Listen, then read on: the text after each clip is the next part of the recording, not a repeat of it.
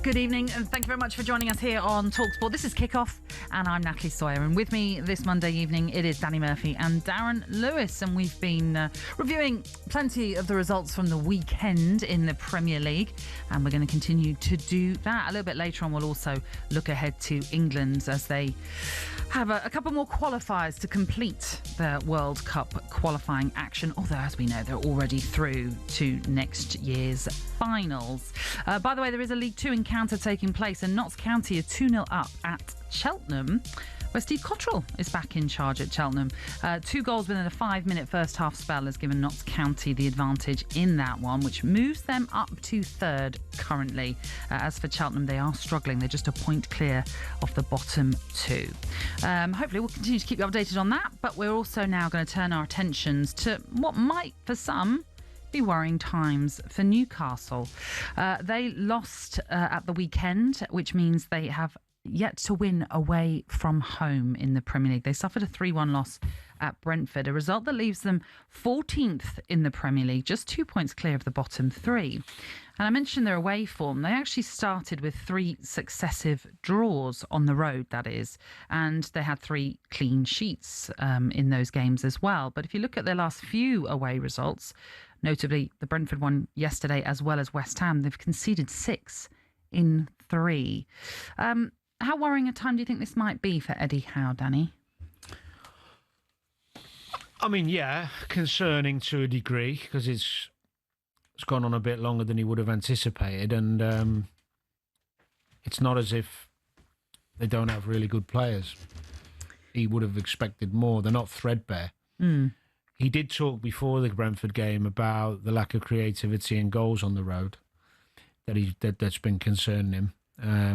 And when you think Gordon's missed quite a few games, obviously a big player for them, they haven't been able to use Wissa yet. Nope. Who gives them a completely different option than Voldemort. Brentford fans were hoping he was going to play. Were they? Yeah. Ilanga probably hasn't hit the heights he's capable of. And I also think, when you go away from home, you get a lot of ball in wide areas. And when you look at persisting with Dan Burn at left back, I think Dan's a better centre back than left back, if I'm honest. Not just because of the problems he had with Ouattara. I don't think he gives you very much going forward other than set plays when you're playing in open play. And Livramento, who is a phenomenal player, and Lewis Hall, when they played right back and left back, they're both really good footballers from an attacking point of view. So I think they've lost. Trippier is a good footballer, but he hasn't got the legs now to keep getting back and forward, so he tends to sit in a little bit more. Can I ask you, I mean, the final goal that they conceded, it was a ball that dissected the defence and left Byrne, who's not got that much pace. I don't know if it's a final goal, but he conceded a penalty. Second goal. The second goal, where he doesn't know that the player's there and then ends up having to foul him and concede a penalty. But what I was about to drive at is that a fault of the midfield not providing enough protection for the back four? No, not particularly, not on that occasion. I think inevitably in any game of football, home or away, your fullbacks are going to have to deal with wingers one-on-one. And now you've got so many dynamic wingers in the Prem, and Ouattara's one of them. It felt like he played, Look, Dan's a terrific player and done really well, but I think he prefers playing centre-half, and he's better centre-half because he's got cover on the side of him. When you play full-back, you do get isolated, and he probably thought Brentford away, the game's going to be more about long throws and set plays and corners than it is open play football. So I understand it, but actually Newcastle are generally a footballing team and should be focused more on what they're doing when they've got the ball. The other thing to argue as well, to be fair, is that although their record has been good after European games, they've got a good record after European games, Newcastle. This particular game, the front players especially did look a little bit leggy. Voltemada was a bit unreliable with his link-up, which isn't like him because he's usually very good.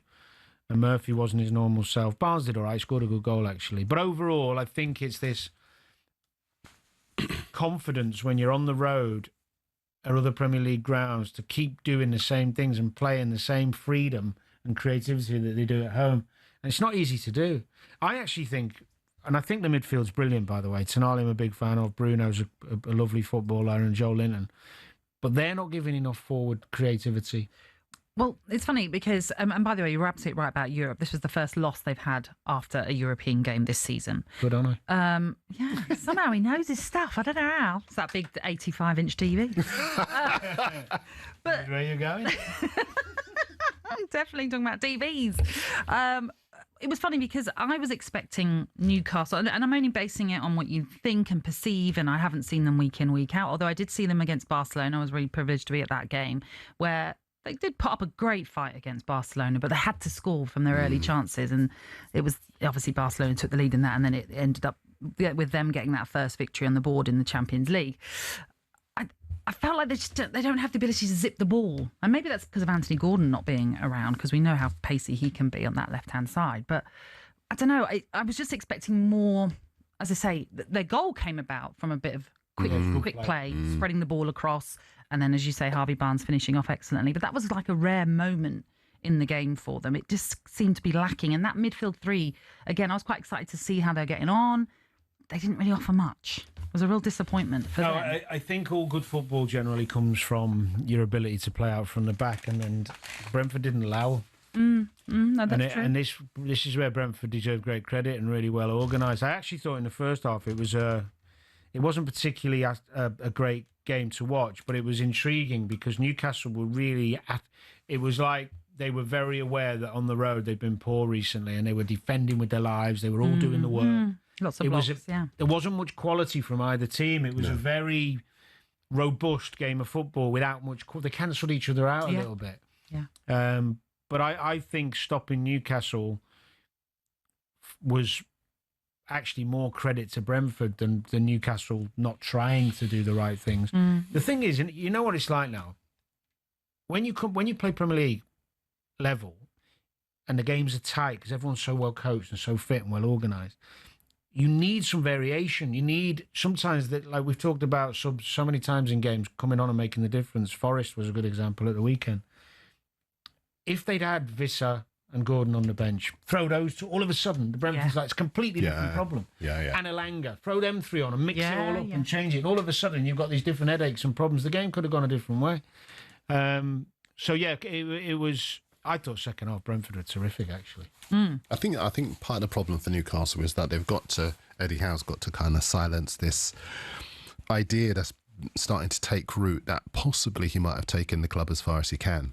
Now, I don't believe that to be the case. No, nor do I. But I've seen and heard that conversation being had. Kara said it, I think. The problem with him is that the problem Newcastle is after the break, they played two teams that are going to be very, very tough. City at home and Everton away. Everton are in terrific form at Hill Dickinson. Their defensive record's very good. And obviously City have found their mojo. So if results go against them, they could be even closer to, their league position could be even more perilous. And we are in an era where fans panic. Fans don't look at the job you've done, the players you've improved, the structure that you've built, the discipline levels, the progressive nature of what you're trying to do at the club. Sometimes fans just look at your league position and they say, we're in trouble. Do you know what? I might be wrong. The Newcastle fans might call us up or send a message. I don't know, but I still think a massive majority of them are right behind him. They will be disappointed on the road. They've played poorly on the road in quite a few games, but they know what he's done for the club, and they know he'll find a way. He's got a lot of good players now, and maybe he's just got to tweak it, maybe a tweak of formation, freshen it up with some different. He's got good options. Do you get to a position where you just think, I need to do something different, something left field? Because maybe there are players in a comfort zone, maybe there are players who have lost their form. I mean, we were talking at the top of the show about Liverpool, and it might well be that Arne Slot's got to do something very different, very radical to kind of shake them. Or it might just be that he's got to accept it's a difficult campaign given their summer. Yeah. But maybe what is it with Newcastle? What does he have to do? There's no exact science to it because there's some managers who will mix up personnel and formation regularly to try and give everyone a boost and change it up. Kirbishley was very much like that. Right, we're going to play this way today. You and you are out and you were in, and this is how we're going to set up. And in some ways it was like, oh, that might work. Gives everyone a little boost. But there's also... And probably the majority of managers go the other way, where they're so, after years of doing what they do, they believe in what they believe in. and the system they generally play is what they like, the message they send across from training stays consistent, and the nucleus of the 11 will be the players they really trust. Like, he's not going to start dropping Bruno Guimaraes, is he? He might throw Elanga back in and put Lewis Hall at left back, and all of a sudden, make 3 or 4. But he did that, didn't he? With substitutions, I think he sent 3 on at the same time. On Sunday, and he clearly thought, some of this. It was a bit late too. The game was changed. And then the sending off as well. Ultimately, I don't see drastic changes because he's got good players. I think maybe they've got to, on the road, really just start being a bit more brave in terms of, we need to win some games, score some goals, and look more of a threat, because we're not creating enough on the road. They're not. The numbers tell you that. That might mean just being a bit more, I don't know, free with your selection in terms of your more creative fullbacks, your more quicker forward play, whatever it is. He might have to take more risks. I thought he went into the Brentford game worrying about Brentford too much, rather than this is what we're going to do. Yeah. No, I agree. As I said then, it's a defeat that leaves them, 14th, in the table. It's Brentford who are 12th on 16 points, but Newcastle 14th with 12 points from their first 11 games. You're tuning in to kick off on talkSPORT with Ladbrokes. It's 18 and over, gambleaware.org. We'll look back on some more of the results from the weekend in just a few minutes here on Kickoff.